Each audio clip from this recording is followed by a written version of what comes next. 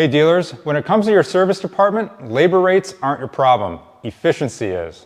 On today's episode of Beyond the Showroom, we're going to tell you why your service department isn't as profitable as it should be. Hey guys, I'm Greg Jones with Motorcycle and Powersports News. Joining me as always is Maggie Stevens of Powersports Playbook. Maggie, today we're talking a little bit more about the service department. Yes.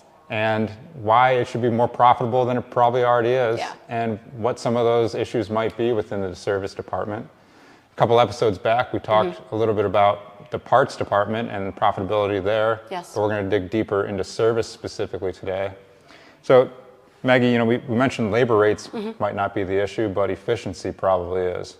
So do you want to just elaborate on why that might be the issue? So I have a deep love for service departments, deep love. So if you don't know, I got my start as a service-only shop. My husband and I decided to leave our IT careers, which everyone thought we were insane, and we opened up a service-only shop. And we were service and parts only for about 4 years. And we got bigger and went to 3 different locations in 4 years. We kept getting so big. Yeah. So when I bring up these recommendations, I bring it up from practical experience. Absolutely. And a lot of love, because it's easy to go ahead and sell a unit once, and there's nothing wrong with selling a unit. We want to sell the units, but we want them to come back over and over and over again. Other industries have figured out that this is the best model ever. We're still a little behind the times on that, but that's okay. We can evolve. But yeah, so a lot of people will think oh, it's my service, my labor rate. I need to just change that. And I'll be honest, most of the shops, most of the shops I've worked at or owned, we changed the labor rate, I think, 2 times, and that was it.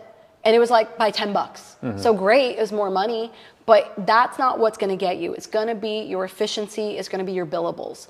So it doesn't matter if you have someone that, let's say your labor rate's 110, that's pretty common, maybe 125, assuming you're not working on boats or something like that. Say you're about 110. And you're looking at your efficiency, and you've got 3 guys, and they should be billing anywhere from 30 to 40 billables. You're gonna have your mix, because you're gonna have your A techs, your B techs, and your oil and lube techs, right? So you're gonna have your mix.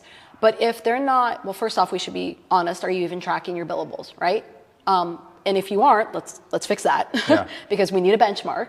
But then from there, we wanna see, well, what can we do to make it easier on them to get more billables? Is it that they have to walk up to the counter too many times, and every time they stop, they put their wrenches down, they do this, they do that, they get distracted, and what should have been a 5-minute task turns into a 25-minute task? Well, you only have so many hours in the day, and then the dealership closes. So you have options, you have all these little opportunities where you can reclaim that time, and then you can turn out more billables. And then your billable magically creates more revenue and more profit, and then there we go. You don't need to change your dollar amount. Yeah, absolutely. Yeah. Now, in a couple past episodes, we've talked about a mentality shift, and I think it applies here as well. Yes. You mentioned other industries, dealerships, specifically automotive comes to mind, where service is that backbone of 100%. the profit and where things are making money. So do you want to talk about that as it relates to Powersports dealerships? So Powersports, they have a really big opportunity because not a lot of people are doing this. So in the grand scheme of the pie of Powersports, right? Whatever your makeup is, whether you're motorcycles, whether you're off-road, side-by-sides, ATVs, you do boats, you do all of it, doesn't matter. Because the pie of dealerships aren't actually doing this, it's pretty, I don't know, maybe 10%. Yeah. You stand out so much if you can get this right. It is a game changer. And obviously most of the dealerships are regional based. So you'll have such a big influence on your region. If you do it right, we would have people drive 2 hours away to come to our service shop. Who does that? Think about it. Do you want to sit in a car for an extra 4 hours just because you're going to get, there has to be a reason, right? So it's better service, better efficiency. As the customer, what you're expecting. I know that the process is this, plus this, plus this, and I'll get my machine in this time. And you draw people from everywhere. I swear they come out of the woodworks. You're oh, the person that was using that backshade tree mechanic that technically got it done, but took 5 months, and you now have a better reputation because you're way more efficient. It's not just stealing from other dealers. Sometimes you'll get attrition from other dealers, but a good chunk of it, you'll get those DIY guys that they're conveniently in their time of life right this moment. They don't have time. So instead of the project sitting in the garage, they bring it to you. They have the guys that maybe, the shade tree mechanic, we all have them out there. And I think that they need to be there for a reason, but like it's something that they can't handle or it's above their pay grade that they come to you. So all these different little nuances start coming to you when you can become more efficient. Yeah, yeah. So again, going back to what you said initially, you know, the labor rate really isn't the only thing on the table there. It's a lot more about tracking the efficiency of your service department. Yeah. But outside of the internal things that dealers might need to tweak, you know, externally, like you said, like getting customers to realize that your service is, you know, a big deal within your dealership. Is there something there that dealers should be doing? A lot of it's going to become, it sounds a little crass, but I always say it this way, street cred. Yeah. Your reputation has to be strong enough that 80% of the time it's doing the talking for you. And when you mess up, own it. Oh my God, I see this all the time. Everyone makes a mistake. We're all human. Like, I've made mistakes. Everyone I know has made a mistake, right? Own it. Yeah. And just apologize. Say, you know what? I made a mistake. I'm so sorry. Here's how I'm going to fix it. Yeah. That's it. Yeah. You don't have to make it more complicated than that. When you do that, because so few people do that in this industry, that right then and there, even if the customer is mad, whatever, they're going to be mad. That's fine. Yeah. They're going to come back. May not be right now, it may be 3 months from now, maybe 6 months from now, but they're going to come back. And the other thing too is you need to make it easy for them. Interacting with you in whatever capacity, whether you're doing a pickup and delivery service, whether they're dropping it off, whether they're doing a complete engine rebuild, doesn't matter. Dealing with you should be easier and less stressful than doing it on their own. Yeah. And sometimes I used to ask my customers, what should we do more of? What do you like? What do you not like? You know, you can always ask like your favorites, and your favorites surprisingly will actually be really honest with you. They'll be like, yeah, I love that you do this, but when you do this, it kind of sucks. Yeah. But they're honest, and you're like, okay, thank you. I appreciate it. I'll start working on it. And, you know, in 3 months, I'm going to ask you again and tell me if I'm getting better or worse. Sure. And they realize as the customer that you actually care. So they start talking about that to their friends, and they're like, wow, yeah, this dealership, they asked me how to do ba, ba, ba, ba. And like, I actually see them doing it. They're not just talking about it. No one does that nowadays. Yeah. And so then Bob, that's friends with Jim, is like, well, let me try them out, because I really don't have time this weekend, and I'd rather spend it with my family than wrenching on this. And that's how you start to bring people in. Yeah. Absolutely. So Maggie, I want to, you know, that was a little bit of an external conversation, which is great. I want to bring it back internal to the dealership. Yeah.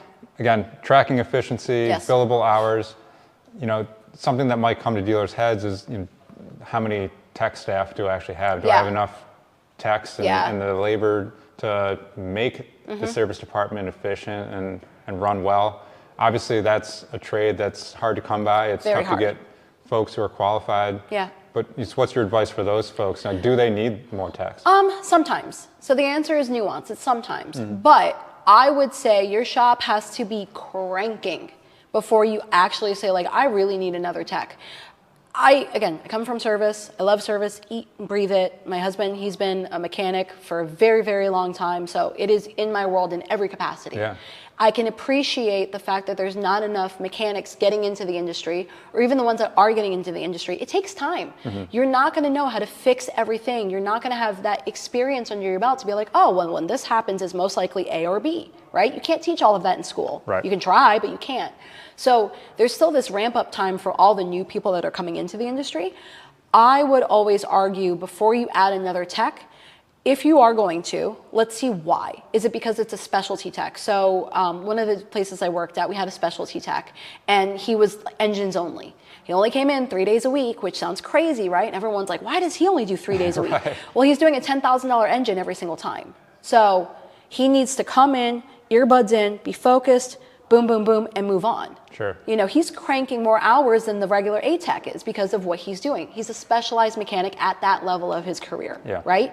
That would make sense if you're bringing someone like that in. Or maybe it's the opposite. Maybe it's your oil and lube guy that you're now wanting to do tires as well, and you're burning through that, and you're doing that so much that you're actually losing money because you can't get tires in or you can't do a quick oil change. So there are nuances where you should bring someone in. Yeah. But overall, you should also be looking at, well, how many billables are they pumping out? And then I always like to look at what friction is stopping them from doing more, because I'm never going to blame the mechanic. very few mechanics out there are intentionally like sabotaging. Like they're not. They run into so much work. You know, a good chunk of them, they work in outdoor buildings. There's no AC. It's 100+ degrees outside. They're lifting heavy stuff. They're scratching this. They're cutting that. Like they have a really hard job. Yeah. Really hard job. What can we do to make it easier on them? And that depends on the dealership, right? But that shit, I always look at. I never took a mechanic for granted. Yeah. Because if it wasn't for them, we wouldn't be around. Right? You can't just be like, here's an air filter and osmosis, something's going to happen. It's magically going to go in. Yeah. You know, so and ask them, what do they need? And yeah, you'll get a couple of answers that are, you know, fluff answers, whatever. But you might hear a theme. Oh, when I'm at the parts counter, it takes too long. Okay, well, maybe we need to tweak something. We need to do something that, like, you'll start to be able to answer that nuanced question and make them more efficient. They're calmer. They can focus more billables. Yeah. Yeah. Very good. So again, Maggie, you laid out a whole bunch of different things that dealers, you know, should be looking at and thinking about. Again, just anything else to elaborate on in terms of the key takeaway here for getting your service department more profitable? Key takeaway, I would say let's do 2 things. I like the 2. First one would be, assuming you're tracking, let's track your billables and get a benchmark, right? And then from there, start playing around with, let's see if we can add 5 to 10 more billables this week per tech. Let's see what that looks like. Let's see what breaks. Let's see what works well, right? Yep. So that would be one. Let's start measuring and start playing around with what the upper limit of your billables are with your current staff and the current way things are structured. And then the other one would be, how do we make this easy for the customer? Because we have to attract these customers and they need to be coming back over and over again. So ask the questions. Like, don't be shy. Call your favorite customers up. They're the easiest because they're going to give you the most honest answer. It doesn't matter that they're your favorite. Call them up and say, hey, I just want to pick your brain for a minute. What are we doing good at? What do we suck at? How can we make it better? Yeah. And maybe not all of it applies, but if you get, out of 10 conversations, you have 10 conversations. If you get one golden nugget, that's a lot of money that you're leaving on the table because of one little recommendation. Say thank you. Yeah. Maybe give them a free oil filter, you know, Right. whatever, Right. right? But yeah, those would be the 2 things I would start with for sure. Excellent. Excellent. Well, there you go. Dealers, those are some ways you can make your service department more profitable and a true backbone of your dealership. Again, make sure you're checking out everything that Maggie's got going on at Powersports Playbook, as well as everything at motorcyclepowersportsnews.com. Thanks for watching this episode of Beyond the Showroom. We'll see you guys next time.